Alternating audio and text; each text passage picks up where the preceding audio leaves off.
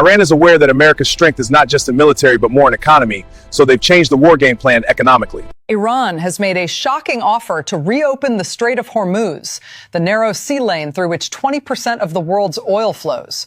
But with one terrifying condition: oil cargo must be traded only in Chinese yuan. Not in dollars, not in euros, only yuan. A senior Iranian official revealed that Tehran is considering allowing some oil tankers through the Strait of Hormuz only if the trade is conducted in Chinese currency. If this becomes reality, it could challenge the 52-year dominance of the U.S. petrodollar system. But the real question is not just about oil. The real question is, why is Iran doing this? How will the United States respond? And how could the entire world react if the global oil system begins to split into two currencies?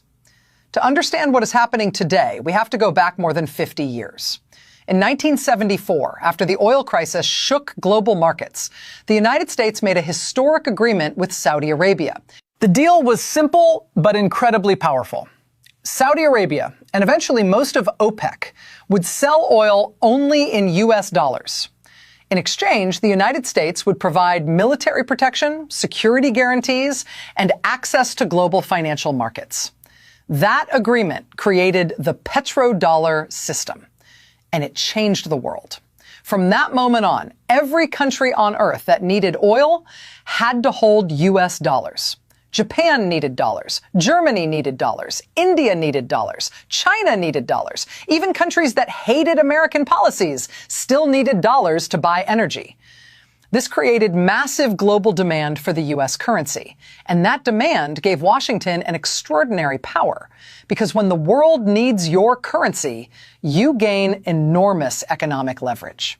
The United States could impose sanctions, freeze bank accounts, cut countries off from the financial system, pressure governments through currency markets. For decades, this system became the foundation of American global power.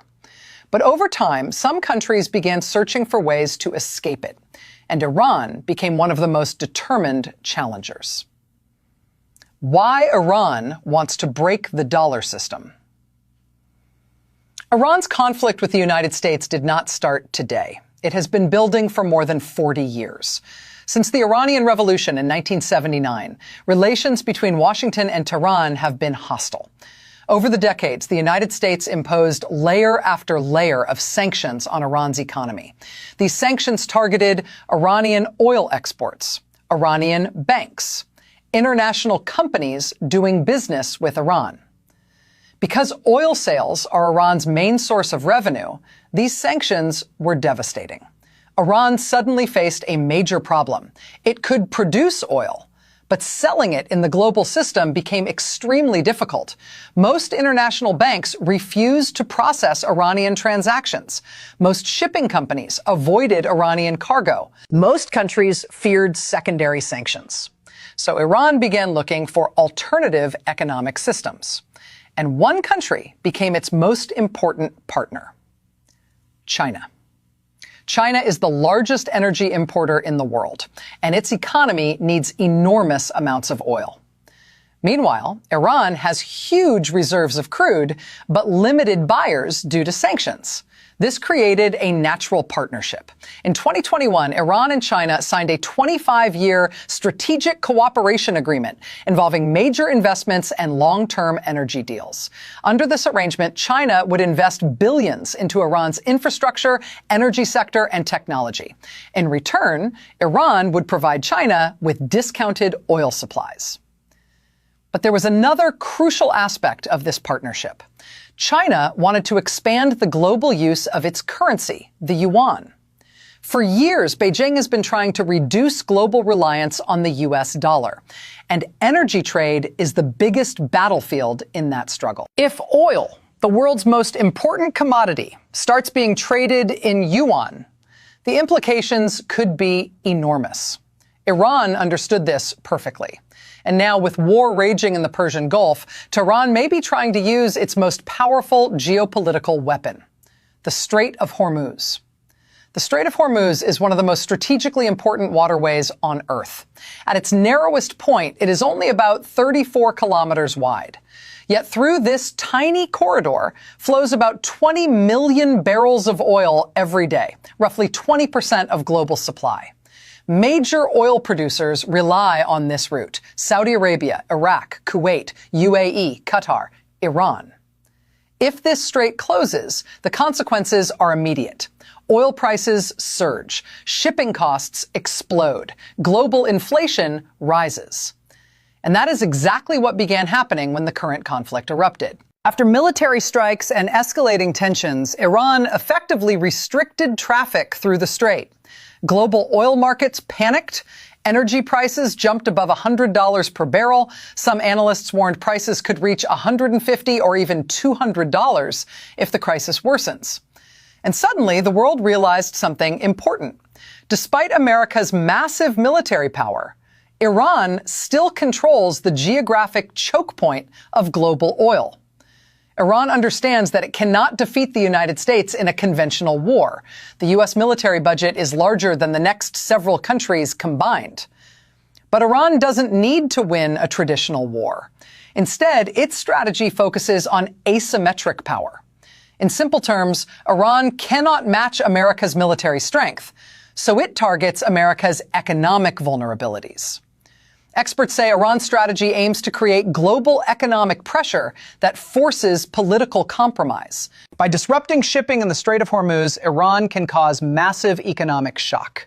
And by linking the reopening of the strait to yuan-based oil trade, Iran may be attempting something even bigger: a challenge to the financial architecture of global energy markets. If Iran seriously attempts to enforce yuan-based oil trade through Hormuz, Washington has several possible responses. Scenario 1, military escalation. The United States could dramatically increase its military presence in the Persian Gulf. This could include aircraft carrier strike groups, naval escorts for tankers, mine-clearing operations, airstrikes on Iranian naval infrastructure. But military escalation carries serious risks. Iran has already used mines, drones, and missile attacks in the region. Even a small naval confrontation could trigger a much larger war. Scenario 2, economic counterattack. The U.S. could impose even harsher sanctions on Iran. This might include targeting Chinese companies buying Iranian oil, blocking yuan-based oil settlements, pressuring banks to reject non-dollar energy payments. However, this approach also has limits. If China openly defies U.S. sanctions, enforcing them becomes much harder. Scenario 3, diplomatic pressure. Washington could pressure Gulf allies, such as Saudi Arabia, UAE, Kuwait, to maintain oil sales in dollars. If these major producers continue pricing oil in dollars, the petrodollar system would likely remain dominant. Scenario 4, strategic energy response. The United States and its allies could release massive oil reserves to stabilize markets. In fact, global emergency reserves have already been deployed to offset supply disruptions. This strategy buys time, but it cannot permanently replace the oil flowing through Hormuz. The rest of the world is watching this crisis very carefully because the stakes are enormous. Europe. European countries are already negotiating with Iran to ensure safe passage for their ships. Europe desperately needs stable energy supplies, but it also relies heavily on the U.S. financial system. So European governments may try to avoid choosing sides. China. China is perhaps the biggest winner if yuan-based oil trade expands. China imports huge amounts of energy from the Middle East. If it can pay in its own currency instead of dollars, Beijing gains enormous financial leverage, and the yuan becomes more influential globally. Russia. Russia could quietly support this shift. Since Western sanctions already pushed Russia toward non-dollar energy trade, Moscow has a strong interest in weakening dollar dominance. BRICS countries. Countries like India, Brazil, South Africa may begin experimenting with alternative payment systems for energy, not necessarily abandoning the dollar completely, but gradually diversifying away from it. Some analysts believe the world could be moving toward a dual energy system. In this scenario, one part of the world continues trading oil in dollars. Another part increasingly trades oil in alternative currencies, like the yuan. This would create something unprecedented. Two competing financial systems for the same commodity. For example, Western markets might price oil in dollars through traditional exchanges. Meanwhile, China and its partners might develop yuan-based energy markets. The result? A fragmented global economy. But Iran's strategy also carries enormous risks. If the Strait of Hormuz remains closed too long, Iran itself suffers. Its economy depends heavily on oil exports. Blocking the strait could damage its own revenue. Some analysts warn that fully shutting the strait could even become economic suicide for Iran. So Tehran must balance pressure with survival. This may explain why it is considering limited tanker access rather than total closure.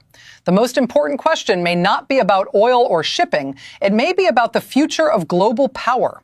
For decades, the international system has been built around American financial dominance. But now several forces are challenging that system. China's economic rise, Russia's sanctions resistance, BRICS financial cooperation, alternative payment systems.